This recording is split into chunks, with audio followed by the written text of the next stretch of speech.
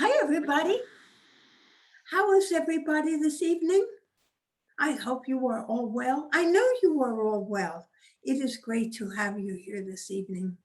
So I hope you're all ready for some questions, but first I'm going to get you all a healer to be with us for the evening, be with you for your evening. If you have anyone you would like to send healing to, you need only to ask your healer. Just say, please send healing to, and ask them to heal whomever you wish. And then their healing, your healer will heal you and them at the same time. And so all will be well. So one moment, let me get your healers.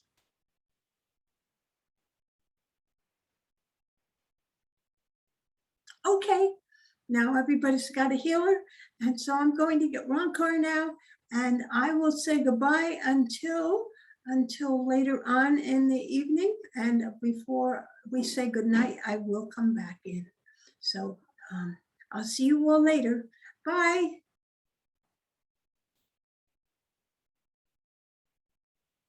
Good evening. It is I, Ron Carr. It is my pleasure to be with you in this evening. We decided to bring you a review of the emerging of the life, and just to bring you to bring you close to the realization of how that life force is within yourself. I hope you enjoyed the meditation, but it really depended upon where you decided to be and how much you enjoyed thinking about your own manifestation of God that you are in this life, and the opportunities you have. Just as life grew in the ocean, so it is that life and knowledge grows within yourself. You do not know everything at once. Realizations come slowly and surely as you grow. Of course, when you are children, there are very many things to learn. There is the language and understanding sound and what is happening, of mastering your own abilities to walk and to feed yourself and do all of the things that must be learned, and even how to run and dance and hop and jump, to catch a ball, to roll a ball. There are so many things to learn. And you, of course, as children, enjoy learning every one of them. And as you progress from childhood into adulthood, you learn more serious subjects, and you begin to learn how the world works. For the world slowly has developed its own way of working, how people communicate with one another, how you have a division of labor. There are so many things that have to be learned and brought into your consciousness. Most of the time you forget to learn about the teachings which once were taught by churches and religions, that you were all manifestations of God, and that these churches once gave you knowledge and understanding of this, of the manifestation of the planet and how things were brought into being. Now, much of this has been lost in recent years. There are less and less people attending church, and this may be true of yourself too, although you choose to attend this session. And so in a sense, you have that opportunity to learn and grow in many areas, to acquire more knowledge of many things. And so you come hopefully with questions. But there is a growth here that happens, particularly as you reach young adulthood, when your society considers yourself fit to take care of yourself. That is, when you are about 18 years of age, maybe you have more schooling to do and will stay at home.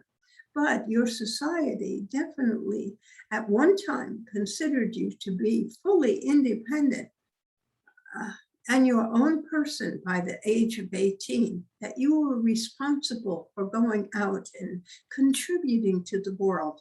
Of course, you called it earning a living, but it was really contributing to the world. It is the way in which you did earn the things that you needed for your life. And it is earning a living. but it is also the way you contribute to the world, how you help and what you do. Everything helps everything to grow. Everything you do now helps everything to grow and develop because you make contributions on an individual matter into the world. And whatever you give to the world, why, in some way, the world gives it back to you. It may be in goods and services that you now have the ability to purchase because you have used a wage. It may come with opportunities to perhaps get married and have children, run a business, do many different things, which then brings you great satisfaction and returns to you self rewards for your efforts of sending things out into the world. So your life, like the life that started in the ocean, those aspects of yourself have continued to grow. You get smarter, you learn many things. You begin to learn how to even manipulate the world by praying and thought. And these things will bring you more competence and more skill in the areas that you wish to pursue. So life grows and you grow. And I thank you for this opportunity for me to assist you in your growth by asking the questions that you need clarification upon so that you can continue to have mastery in all the areas of your life that you desire to have mastery within. So, does anyone have questions in this evening?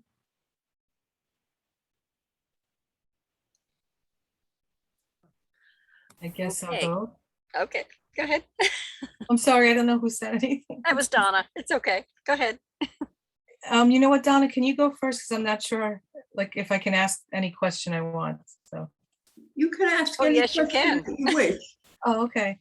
I guess being that I just moved to the area, I assumed I moved and I was gonna have a job starting next week. There was a delay. I'm just not sure now what is happening with career. And you're bringing up career and job and training. Yes, so this is Diana. Yes. And you have just moved to the area and there has been a delay in the company that said they would hire you is not able to hire you at this time. It froze. I'm sorry, it froze. We missed the whole thing. Excuse me. It froze. I didn't hear you. I missed the whole thing. Oh, I was just recapping that you moved to the area and the company that said they would give you a job is now not able to give you a job. Is that correct? Correct. It's from whatever happened in New York. I live in PA, but I'm not far from Sparta, but with the governor leaving and the other one, so there's a stall in my I'm sorry. hiring. I did not understand the last part that you said about I'm not, the job that I was offered is not available at the moment. Yes. And did it have something to do with the government? It is government, it's education. So you are wondering whether you will find another job. Or if that one opens up, if they fix the papers. Yes, well, one moment, please. I will see if I can be of assistance. I normally do not take questions as to whether this will happen in my life or that will happen in my life, because I do not want to influence you to be dependent upon guidance or help from myself. I usually prefer to give you the knowledge and the understanding you need to make your own decisions and to take your own actions. That way, the instruction is much more fruitful than if I were to tell you, oh, just do this and then have it happen. Understood. But I would like to at least see if this job opportunity is a possibility for yourself. And I see it still is, but it is necessary for you to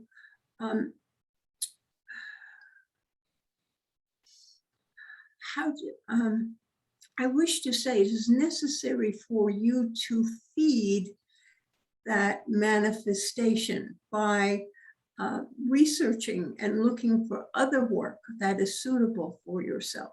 In other words, I want you to put forth effort to find any kind of work that you would find suitable for yourself, even if it is not exactly what you wish to do. You will have the opportunities to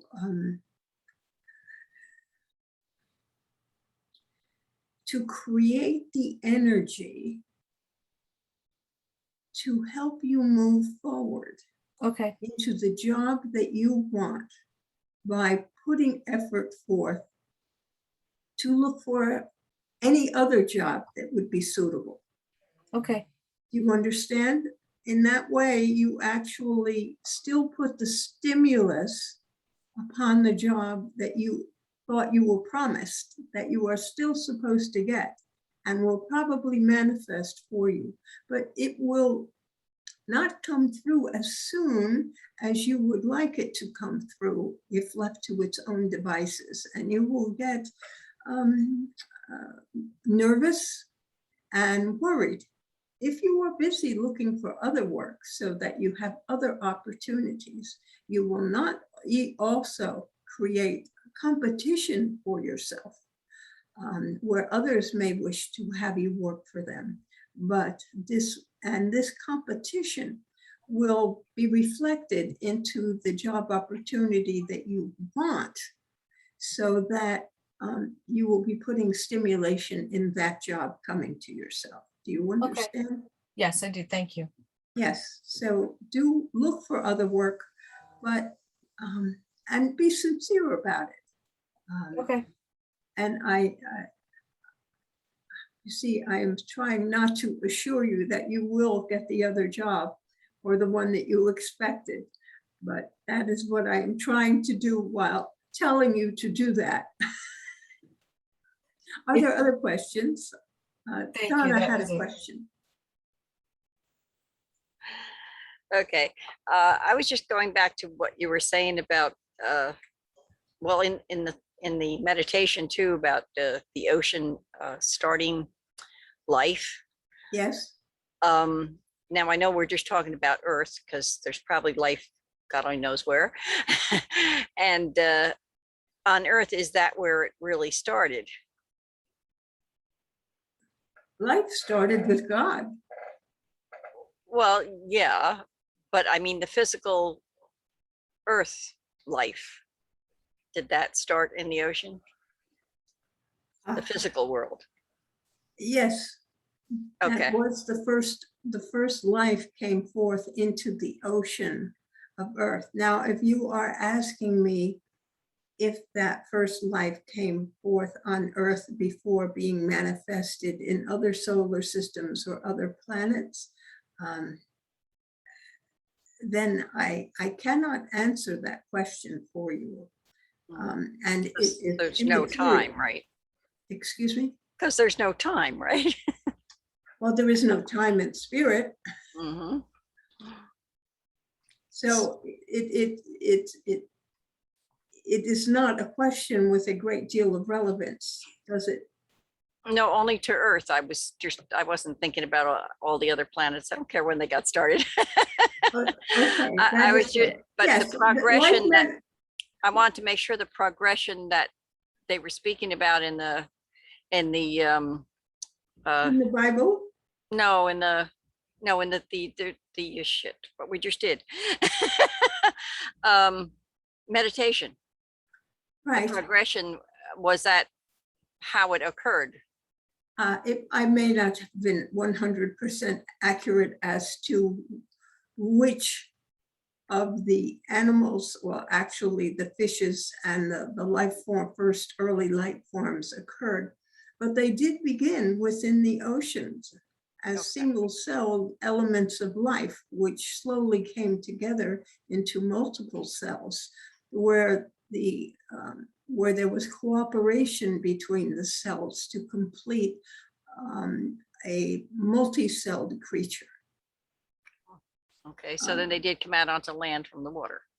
And yes, things developed within the water that could also breathe air, in which case they were no longer confined to the waters, but could move upon the ground, in the hard ground of the earth.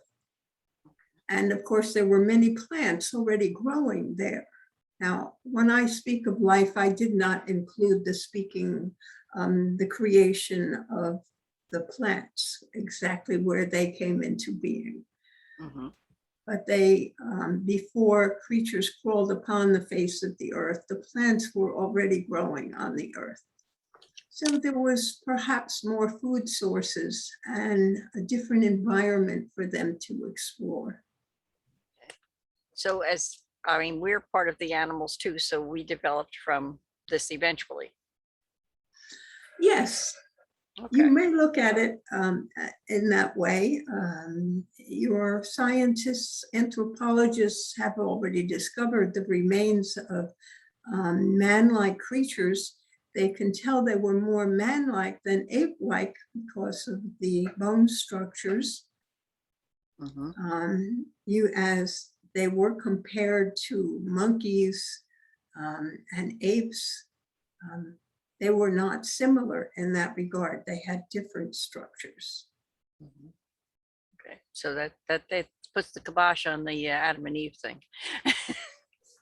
Well, you may consider that if you wish to say that, but you may also say that the mutation and then happening along the natural way created the first man, the first animal that was physically like man, because many of the things that happen you would call as mutations. Mm-hmm. They changed very subtly in this area or that area.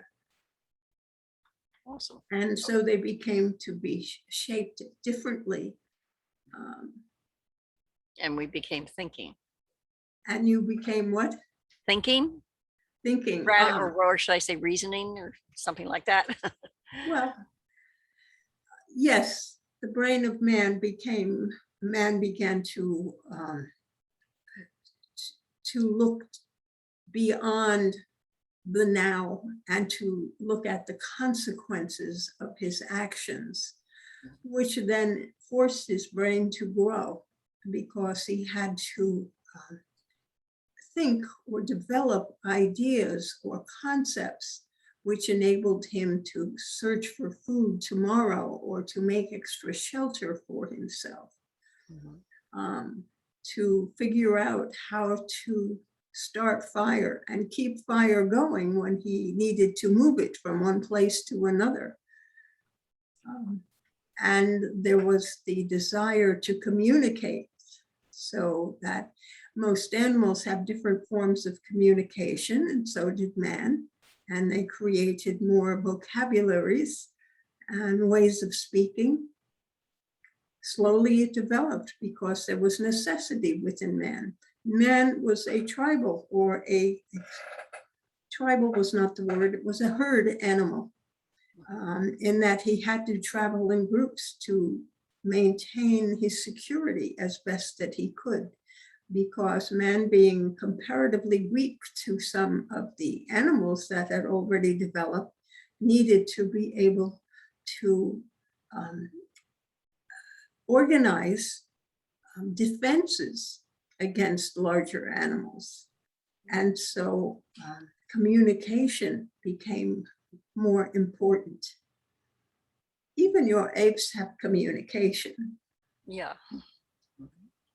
Okay, so now when did us as spirits start coming into physical forms? That is a good question. When did we enter into? It was about the time you would have said that there was an Adam and an Eve. Okay, so when we start to think and reason, basically. Yes, and and the physical structure was that more closely to what is common today. Okay, awesome. Thank you. That was cool. Yes, well, even recent history in the last 1,000 years or 2,000 years, which has been recorded, you can see the development of many things in the way of thought as well as physical changes. The people became taller and bigger and stronger. And you have seen that happen even in your own time period. Yeah, true. We just keep going. Okay. So education is advanced because of discoveries, and being the creative nature of God makes itself manifest through you, and creates new things to be brought into the world, which then also involves new knowledge and new understanding, because you have a desire to control things or make things better or make your life easier. Man has come up with ways of doing this. You have long ago stopped building a campfire in order to cook your supper. Yeah. Mhm. Okay, so we'll just keep on going and get smarter. Oh, I don't know if it's smarter. Certainly the knowledge is Creating different. things. The knowledge is different. There are things that you as a species, as human beings, do not remember and do not know from the time you were more primitive creatures. Mhm.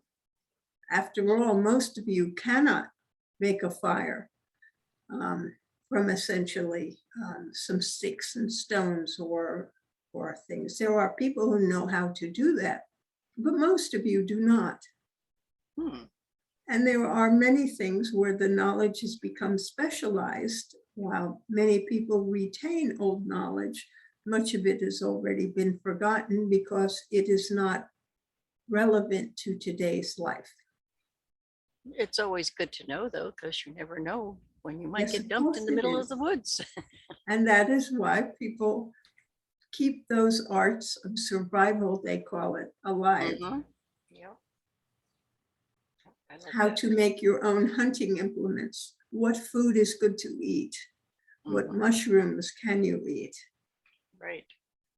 What why we grasses send- and what grains can feed you? That's why I send the kids to Boy Scouts.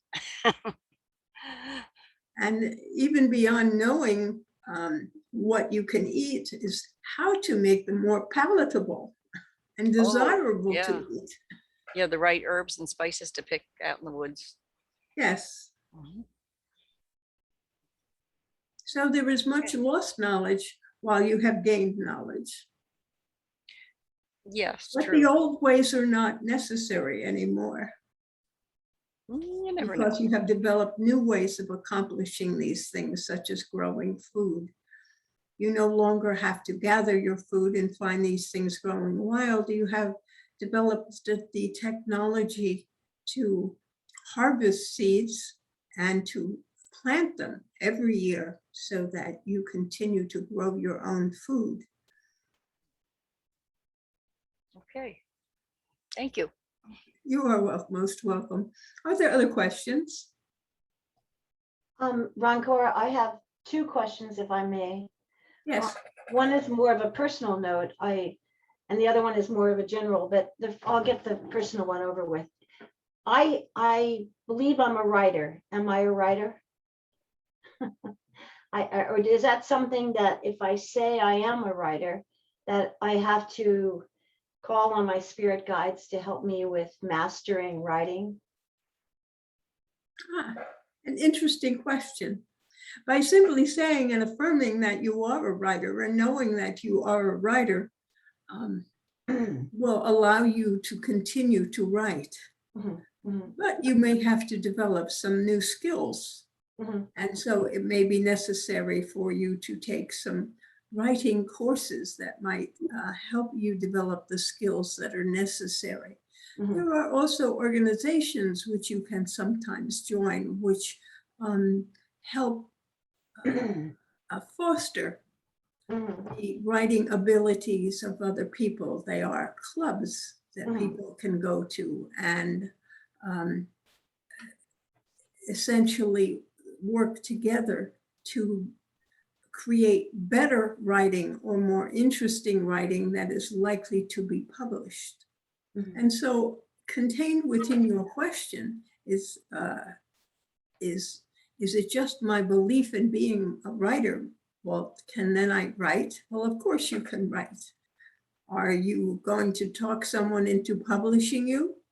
That is another matter. So Mhm. how do you get something published? Mhm. And if that is what your desire is, if it is simply to write, just sit down and write something every day. Mhm. Mhm. Yeah. It Good. can be a poem, it can be a short story, Mhm. but you need to practice writing and develop the skills that make your writing more interesting. That helps. The second question is, you know, all you talk, I'm curious about life and death. You know, I mean, we're like, you probably came to us to help us with our you know, lives on earth, and to help us find the whatever it is, a purpose, our purpose, and just to be happy and to serve others. If life, you know, if we're so curious and so in need of sort of guidance on life, what the heck is death? And I mean, you know, I worked in nursing homes.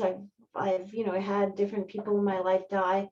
I don't understand what death is, in a sense. You know, is it that much bigger? Do our spirits grow and we're so much happier than we were here, or what is it? I mean, I know I don't even know how to ask the question, but I think I understand your question. Basically, when you transition and you are freed from the body, there have been people who have come back to the body because they were temporarily knocked out of the body. I will put it that way, because sometimes death was not intended, but in surgeries and things, there have been times where people have died on the operating tables but have been revived, and they remember experiences on the other side of life, so to speak, when they were temporarily separated from their body, and they knew of themselves as different than the body. And so you have recounts of these experiences so that there is some information that has come through. But in general, when a person dies, and I will use that term for transition, when a person dies and he is now free of the body, he may find himself going into the white light, so to speak, or being drawn somewhere. But there are things that are going on in the mind, so to speak, although as you are no longer in your body, this is not within the brain. It is now within the mind of spirit. And the things that you know at that point in time is that you have a total recall and memory of your life. And you have heard that referred to as a specific judgment, depending upon your church and religious upbringing. It will be referred to as you will be judged in some way, shape, or form. They will weigh your heart. They will have many different ways. It's the way they think of it in different religions, but you will go into a general judgment or a judgment on yourself. Generally, it is considered that you will be judged by someone, God, St. Peter, Jesus, as to your suitability to going to entering into the afterlife or entering into heaven. What is happening is that actually you are remembering your life and major experiences in your life, and you are now able to see things and understand things in a different way, so that in many ways you judge yourself. You are not judged by other people. and you judge yourself on how well you created good results from your actions. In other words, did you create happiness and love, or did you hurt people or cause difficulty for people? So you are judging your life on the kind of what is referred to as karma that you have created in that life. Are there things that you have to learn to do better about? You are judging all these things on whether you need to come back for a second life even, although that is not immediate when you first are freed from the body. And there was a certain period when you are first freed from the body where is referred to as a resting period, because there is an adjustment to not being confined to a physical body. And this adjustment takes time in an element or an environment in which there is no time. It still takes time. In other words, it is very hard to explain how things happen without time, without using the words time. But there is a period where there is considered to be resting. In other words, you're going to be orienting yourself to the person that you are now in spirit. You can remember your past lifetimes. In particular, you remember the last lifetime, but you remember older lifetimes. So there is an integration of thought that is going to go on, or memory for a while. There will be contact with other people that you've known in other lifetimes, your friends, family members who have preceded you into spirit or may have been with you in other lifetimes. And so you have to get to know them. There is the strange phenomena of individuality when there is no separation from other people. See, that is one of the hardest things to adjust to. You are still an individual, but you are one with everyone, so that there is thought that does not belong to your mind or your thinking. And you have to differentiate these things within yourself. So this is what happens in that time of rest. You have to adjust to being without a body, but still being a mind and still seeing yourself as an individual, while you are not separated one from another, but you are all jointly together. And I cannot explain that in any other way. And it is impossible from your perception in the physical body how this could possibly be accomplished. But it is. That is about all that I can say. It is. And of course, there are skills to be learned, such as looking forward, because you can look into time. You have to learn how to look into time, and you can see the results of all your actions being played out in time beyond your death, if you have affected people in many ways. And so you can look forward and you can look back in time to see what you precipitated, what you caused in your lifetime or in your thinking.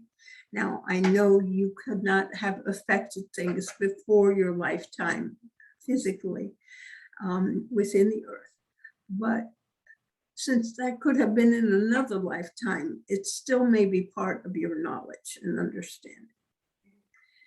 So I am not sure what else you can expect or for me to describe. You did use the term expanding, and since you have the ability to be one with others in a sense that does expand yourself, it gives you more sensory input in a world in which there are no senses. knowledge is understood, how things work, how people react, what happens, you know many more things than you know. And you, of course, know the physics of the world and what is accomplished and what is not accomplished, or what can be done and what cannot be done, and what works and what does not work. These things you all begin to know and understand, and it takes, for lack of a better word, time to adjust. After you have done that, then you think about what you can do on the astral plane, how you can help the physical world if you wish, how so that you may choose to do what I am doing here.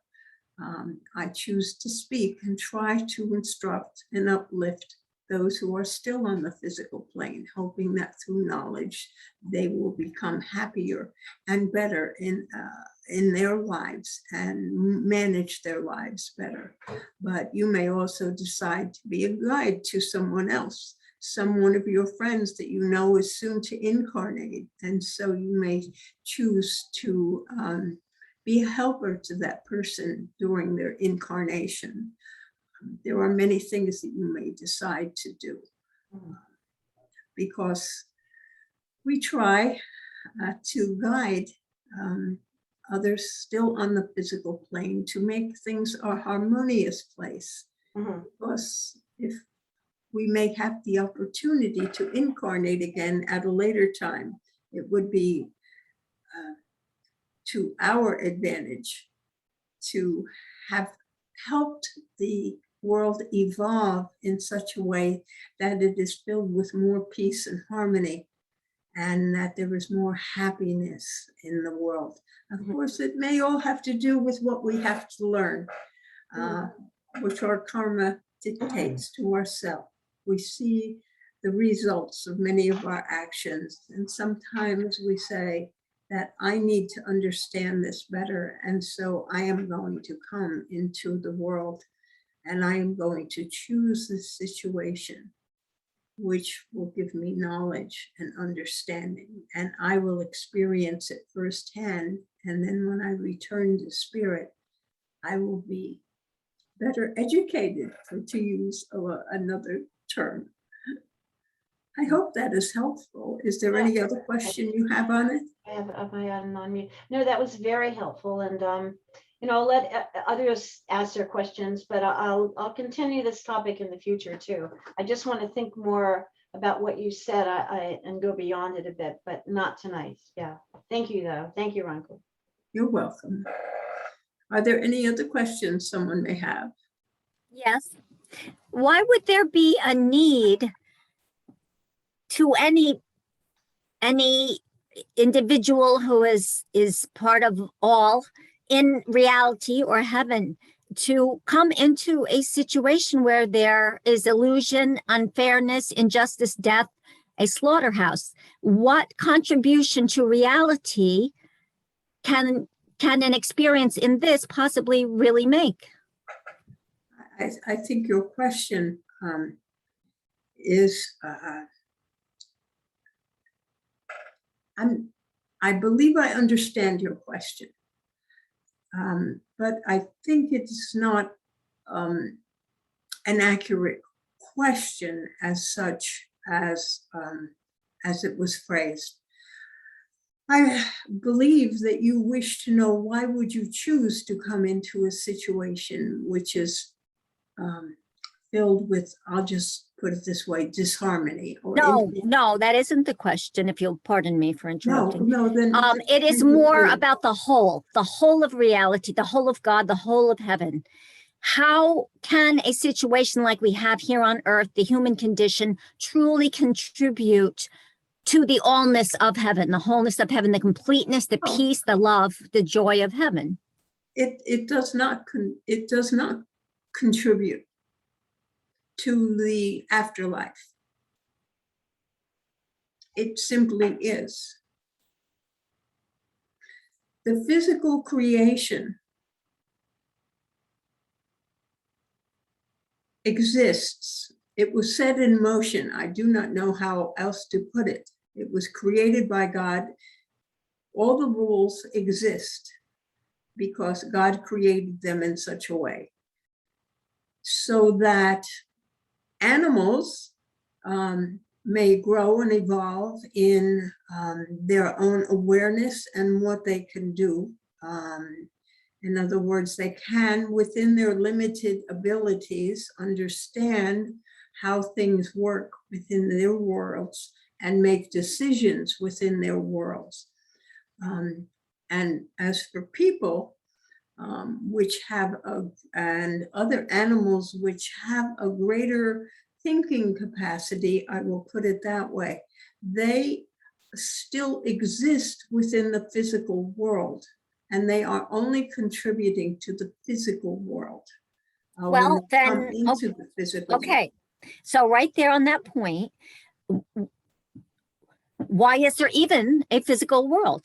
I mean, if what God creates is perfect and eternal, why would there ever be a need for such a temporal, illusory place? I guess he was bored.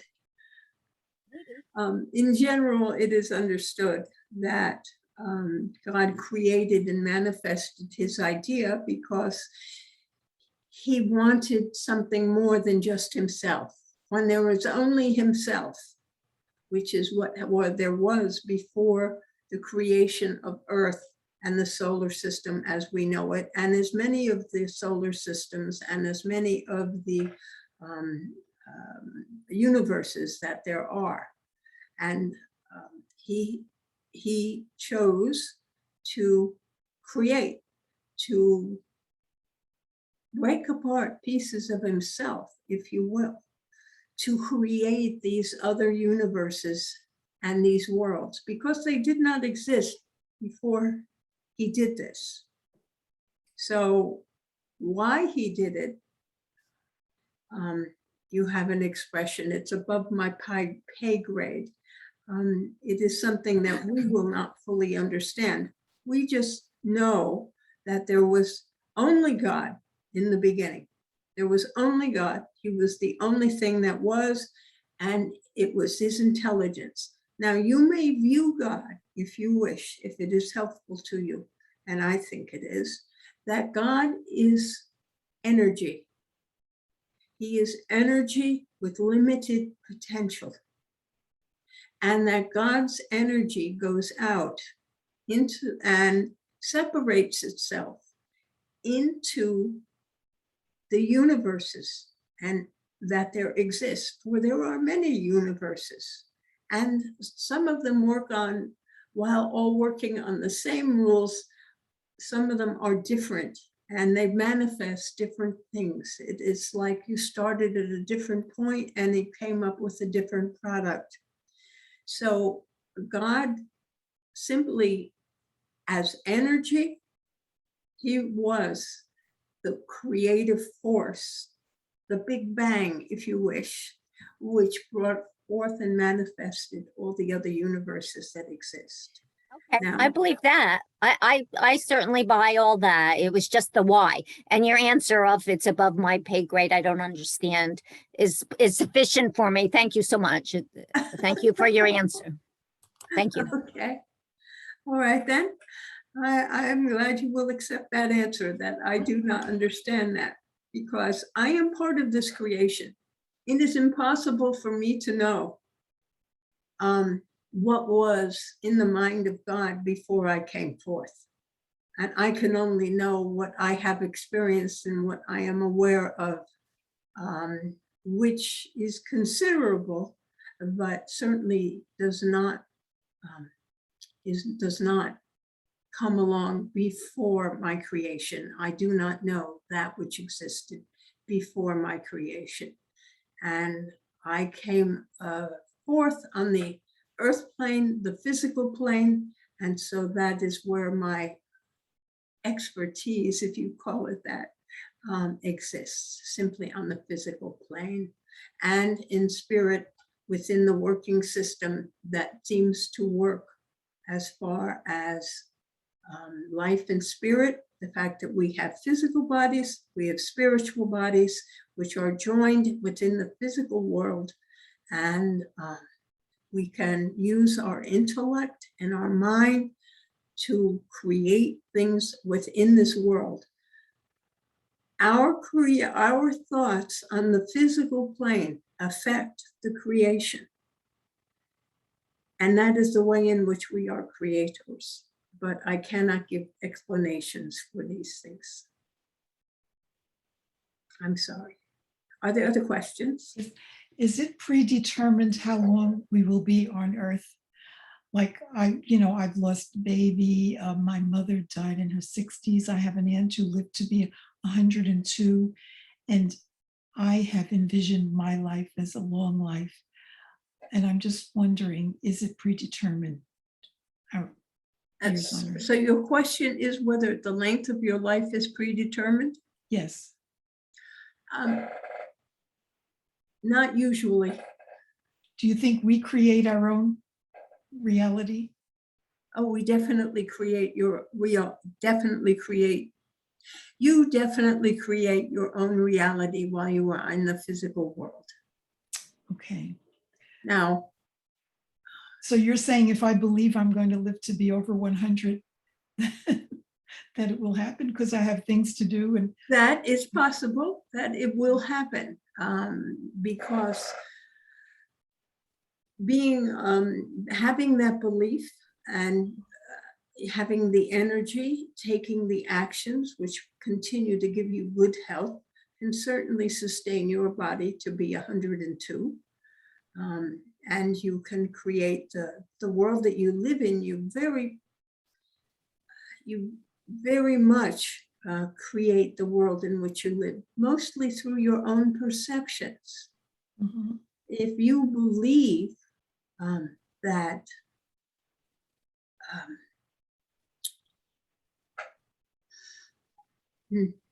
there are things, if you believe that something is good, it is good because that is your belief.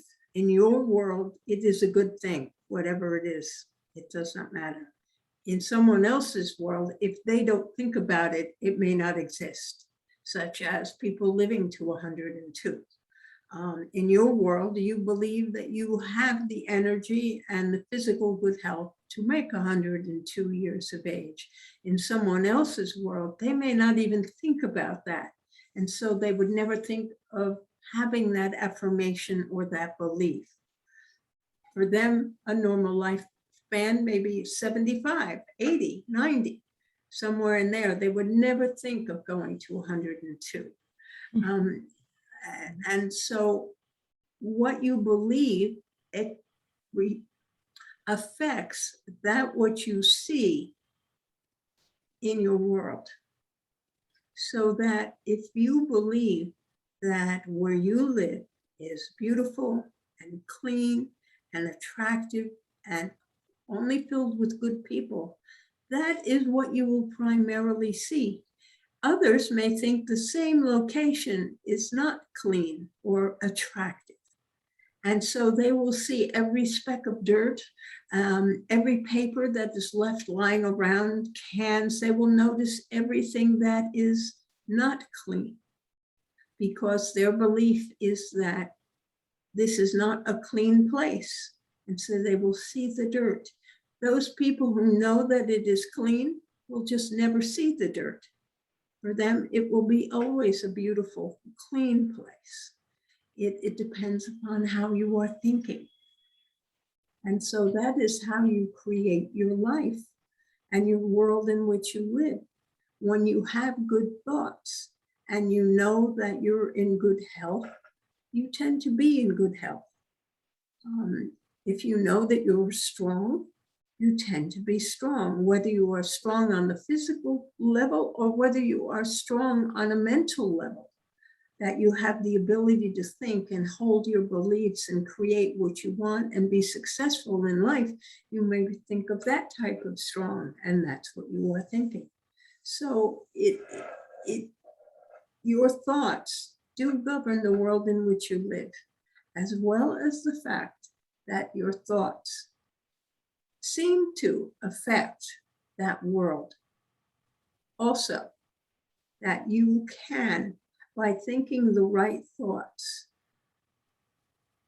stimulate or change the outcome of things in such a way to manifest what you want it to be.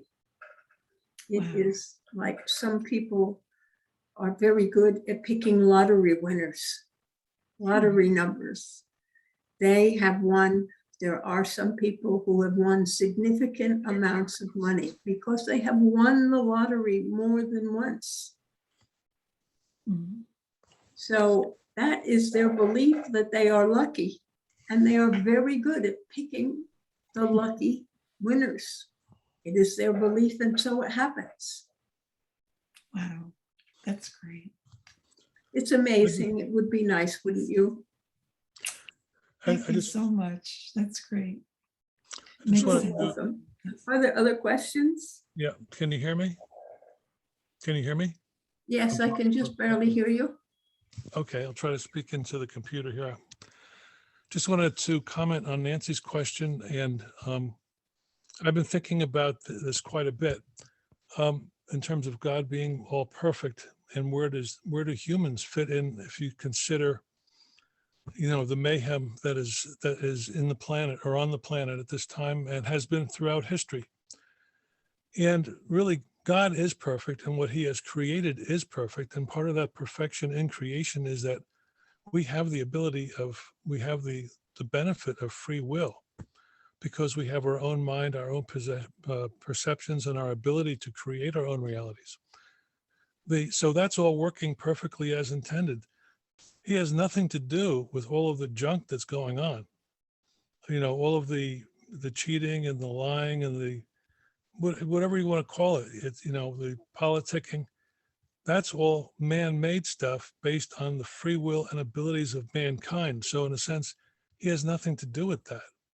We have the ability to totally separate ourselves from that if we wish. So you're saying that the way in which heaven or perfection or the true oneness is enhanced by the human condition is by virtue of free will? Yes. That's possible. It seems possible to me. Thank you for that answer. Yeah. Just if you think about it, I mean, just in terms of review the history that every single problem that has been created through the mind of man in its own ignorance. Everything that's joyful and blissful in our experience has been created by a man in its wisdom or in alignment with God's, divine self. So we have this duality where we are both divine, yet we also have the ability to not be divine. So, my opinion or my viewpoint on it is that what we need to do, and I'm saying for myself and as a general we, is to separate ourselves from the thinking patterns and the momentum of this energy that has been created throughout eons of time. And that's the only way we're going to get out of this condition. I think Christ himself did refer to that, at least in the renditions that we have in the Bibles, that he referred to himself as the Son of Man and the Son of God. And so there was that division within himself, and he had to choose and walk one path. Thank you so much, Bob. Thank you for listening. Are there other questions? I was going to say before, when you said the physical world doesn't influence the spirit world. Is that what you said? Yes. Okay. But us as spirits come here and experience certain things. And then when we leave, don't we learn from the experiences we had here? Oh, yes, you do. Oh, Yes, okay. you do learn. It does affect your knowledge base. I don't know how else to phrase it. But I did not consider that as the answer, because that is on a personal level. I did not consider that as affecting the the spiritual world in general, since many of the spirits have no need to experience that which I may choose to experience in a lifetime. They may have already have knowledge of it and will be loving and happy as things are. They do not need to experience unhappiness or difficulties in life. Oh, now I understand what you meant. Okay. So it's us as individuals that decide to come here that are getting the experience and learning from the experience. As individuals, yes. Okay. And it does not affect the greater knowledge in the afterlife, Mhm. as that is already aware by many people. Right. And isn't it the angels that never come here? Never never want to be humans or whatever? No, angels do not incarnate. One Okay, way and that's of their looking at- choice? One way of looking at an angel is that they are the creative forces of God. So that when you pray to the angel, you pray to a specific angel that is working, so to speak, on good health, perhaps, or whatever that angel's significance has been attributed to him. So that is the energy that you are invoking. Okay, so he's an energy. Well, yes, and angels are very strong energies.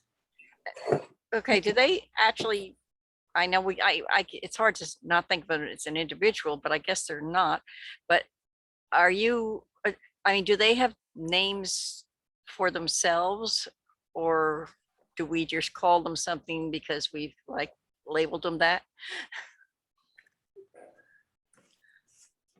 A name is immaterial. Oh, okay.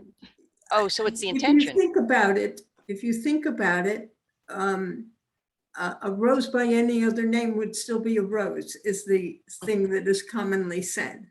So names are not the most material. So you speak English, you call a rose, and you know what that flower is and what it means and what it smells like.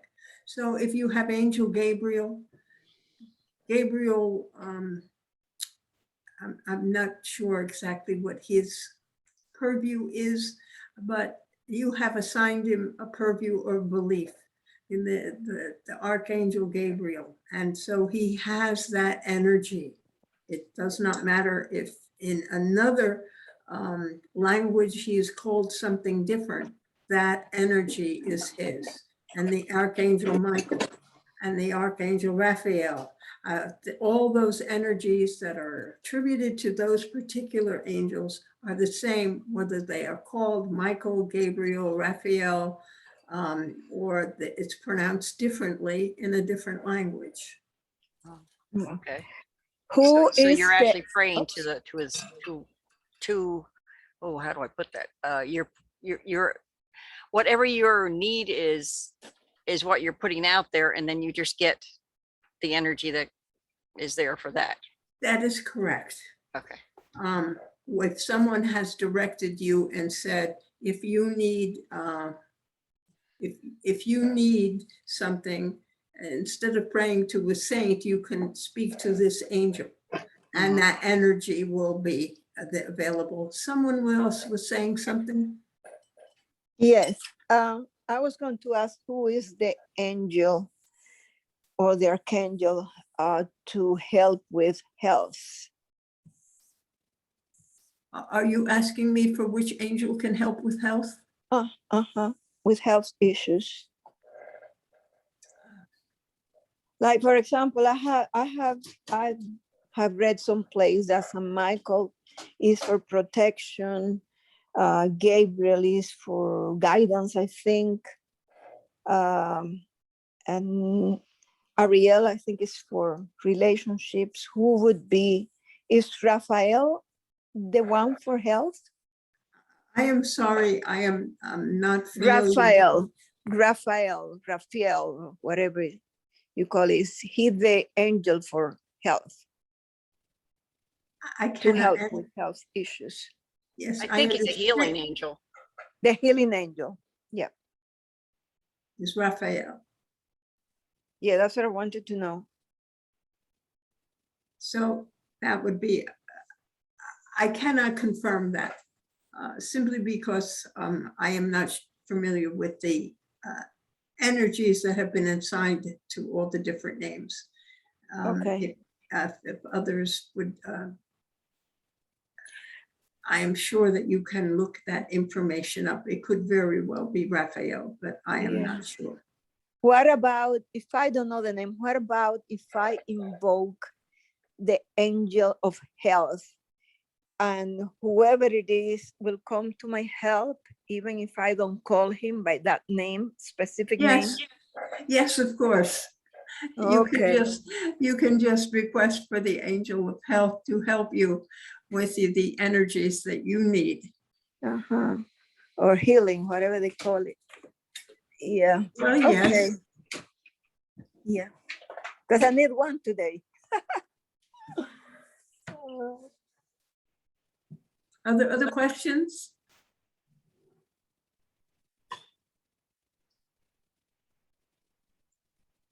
Okay, I'm back again. I want to know about heredity in a sense.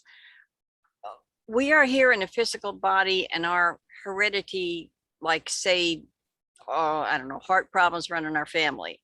Yes. So that would be hereditary. Okay, now when you leave this life and go into another life, your heredity would change by whatever physical person you are then. But I noticed that a lot of times when people go into another life, they bring things with them, not so much physical, but like talents, like maybe if they were a great painter in another life, they're good at painting. So I was wondering if you could tell me what things we take with us and what things we don't, as far as our physical Yes, selves. I can help you understand that. Okay. It is in through the choice of the parents that when you choose to incarnate, you do choose your parents, and you are aware of the heredity that exists, and talents such as musical talents, artistic talents, writing talents, athletic talents, mathematical minds. These things are in heredity, so that when you choose the parents, you consider what you are likely to inherit in that body that you are about to join with. And so as a result, you see that is all heredity in one way, shape, or form of another. And you would be choosing, because you were a great musician in your previous lifetime and you wanted to have musical talent in this lifetime, well, then you would choose parents who also had musical abilities. The fact that you may be stronger, have greater musical abilities than they ever had, is just the combination, however it comes forth. It is your opportunity to have great musical abilities. And so that is why you would choose that incarnation and that person.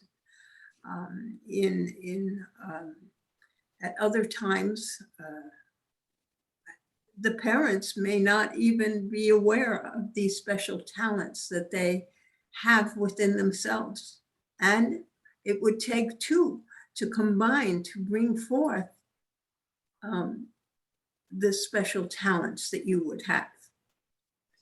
Since neither one of them manifested an extreme ability to think creatively with mathematics, that doesn't mean that their child, combining the two of them, might not have that talent. You understand what I'm saying? Yes, I believe so. I didn't understand. I wasn't quite looking at it. I thought we were like just sucked up whatever talents we had from another life and kind of brought them with us. But I guess it's our choice what talents we Yes, want to bring with it us. is your choice. Okay. All right. What about the case of someone who is a criminal and yet the parents seem to be such good people? I know a case like that. The guy who was Yes, but because you have been born to either criminal parents or wonderful people, that is individual choices in your life, which is going to turn you into that you make choices to be a criminal. okay, it has nothing to do with the parents then, because like I said, Well, not for I- criminals. We're talking about talents before, and to know the difference between right and wrong is available to everyone in every incarnation, and to have temptation to decide to take actions which harm other people, such as murder or thieves or things, that this is an option. That's your free will. It has nothing to do with your inherited abilities. okay, because I know a puzzling case of someone who is famous for torturing people in a dictatorship. And his parents were very, very religious people, very well regarded in society. And this guy was a real killer. Yes, well, unfortunately, there have been many people who have come into an incarnation with all the good intentions of the world on their part to be leaders that will bring about great things in their countries or their world or their states. And along the way, they get corrupted by a desire for power. Yeah. Somewhere along the line, while some leaders need some power in order to lead others, need some charisma, power, but they can get corrupted by the ability they have to lead. And they begin to see that they can get things for themselves or make their life better, and they don't care about other people anymore. Even Adolf Hitler had very noble reasons for his incarnation. Reasons to bring the German people into more prosperity and to understanding of the pride and the goodness of their heredity and their country. But everything else he did was not good. Yeah. And the ways he thought to do it were not good. Yeah. And he is one of the best examples, but there have been many emperors, many leaders of many countries who have been corrupted. You have sayings that which reflect that, that nothing corrupts such as power. Yes, absolutely. So it is close to our end of our evening. It is almost 9 o'clock now, so it is time for me to say good night. And so I give you all my blessings. Good night. Good night. I am back. Okay, I'm back. It's nice to be here. I hope you all enjoyed your evening. And I guess I'll see you all next week. Yes. Remember, I love you all. Good night. Love you. Good night. Okay, I'll say a prayer closing in circle. I give thanks for the information that was, the questions that were asked, the information that was given, and for everything that we've received in this evening. Amen. Okay. Amen.